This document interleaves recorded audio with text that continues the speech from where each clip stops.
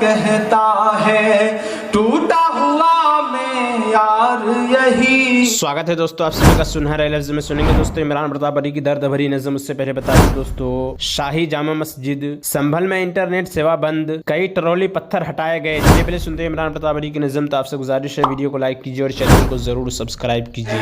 کہ ٹوٹا ہوا گنبد کہتا ہے ٹوٹا ہوا مینار یہی, ٹوٹا ہوا گنبد کہتا ہے ٹوٹا ہوا گنبد کہتا ہے ٹوٹا ہوا مینار یہی, اور عدالت کا کہتا ہے ٹوٹا ہوا معیار یہی, اور عدالت کا کہتا ہے ٹوٹا ہوا معیار یہی.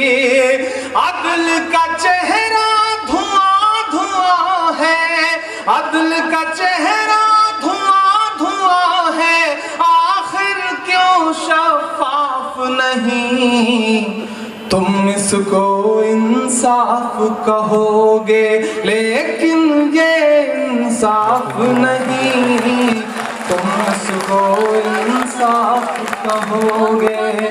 ٹوٹا ہوا گنبد کہتا ہے ٹوٹا ہوا مینار یہی, اور عدالت کا کہتا ہے ٹوٹا ہوا معیار یہی. عدل کا چہرہ دھواں دھواں ہے, عدل کا چہرہ دھواں دھواں ہے, آخر کیوں شفاف نہیں.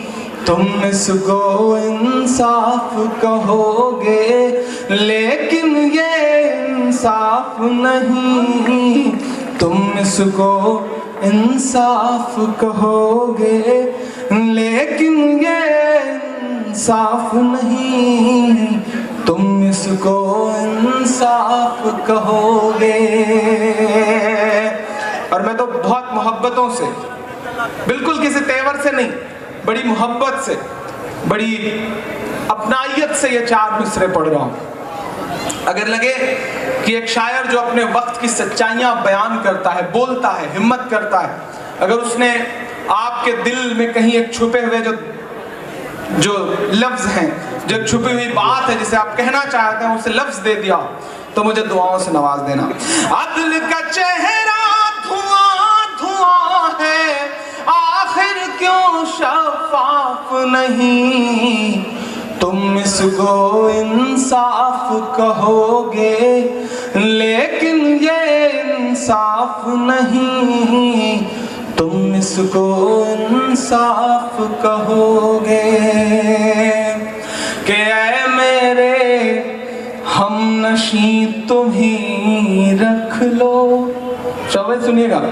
اے میرے ہم نشیں تم ہی رکھ لو, اے میرے ہم نشیں تم ہی رکھ لو, اے میرے ہم نشیں تم ہی رکھ لو. میرا ٹوٹا یقین تم ہی رکھ لو, میرا ٹوٹا یقین تم ہی رکھ لو. اے میرے ہم نشیں تم ہی رکھ لو, اے میرے ہم نشیں تم ہی رکھ لو. میرا ٹوٹا یقین تم ہی رکھ لو.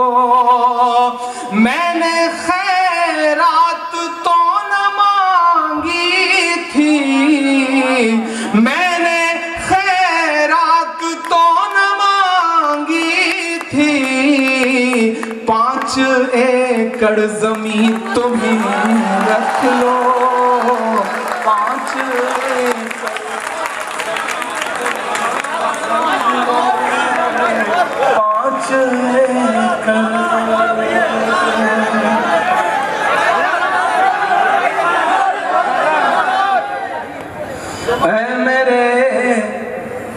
ہم نشیں تمہیں رکھ لو، اے میرے ہم نشیں تمہیں رکھ لو، میرا ٹوٹا یقین تمہیں رکھ لو، اے میرے ہم نشیں تمہیں رکھ لو، اے میرے ہم نشیں تمہیں رکھ لو، میرا ٹوٹا یقین تمہیں رکھ لو، میں نے خیرات تو نہ مانگی تھی، 5 ایکڑ زمین تمہیں رکھ لو، 5 ایکڑ زمین تمہیں رکھ لو،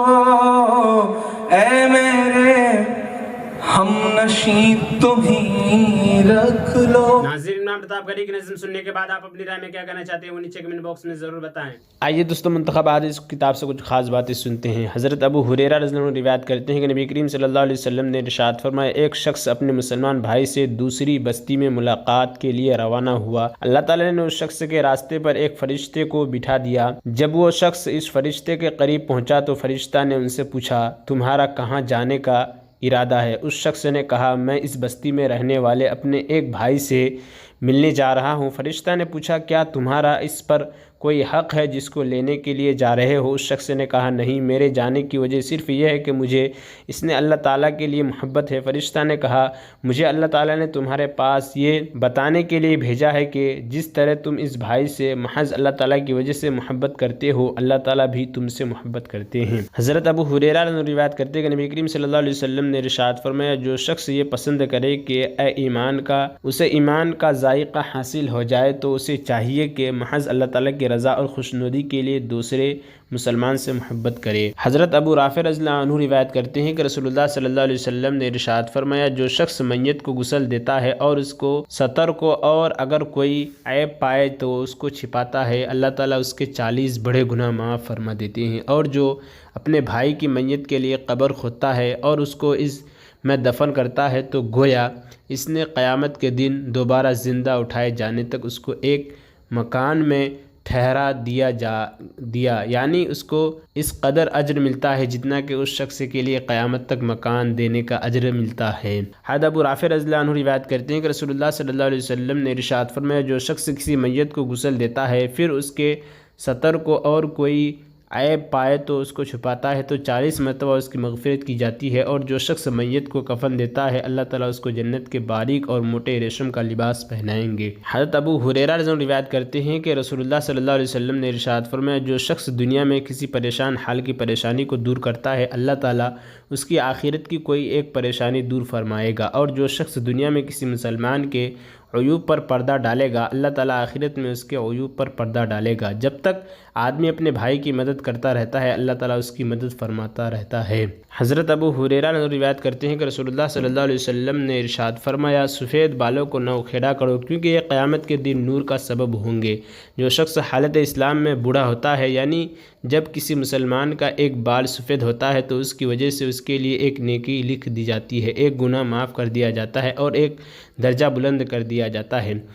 حضرت عبداللہ ابن عمر رضی اللہ عنہ روایت کرتے ہیں کہ رسول اللہ صلی اللہ علیہ وسلم نے ارشاد فرمایا، اللہ تعالیٰ کچھ لوگوں کو خاص طور پر نعمتیں اس لیے دیتے ہیں تاکہ وہ لوگوں کو نفع پہنچائے، جب تک وہ لوگوں کو نفع پہنچاتے رہتے ہیں اللہ تعالیٰ اس کو ان نعمتوں میں ہی رکھتے ہیں، اور جب وہ ایسا کرنا چھوڑ دیتے ہیں تو اللہ تعالیٰ ان سے نعمتیں لے کر دوسروں کو دے دیتے ہیں۔ حضرت ابو ذر رضی اللہ عنہ روایت کرتے ہیں کہ رسول اللہ صلی اللہ علیہ وسلم نے ارشاد فرمایا، تمہارا اپنے مسلمان بھائی کے لیے مسکرانا صدقہ ہے، تمہارا کسی کو نیکی کا حکم کرنا اور برائی سے روکنا صدقہ ہے، کسی بھولے ہوئے کو راستہ بتانا صدقہ ہے، کمزور نگاہ والے کو راستہ دکھانا صدقہ ہے، پتھر کانٹا ہڈی وغیرہ کا راستہ سے ہٹا دینا صدقہ ہے، اور تمہارا اپنے ڈول سے اپنے بھائی کے ڈول میں پانی ڈال دینا صدقہ ہے۔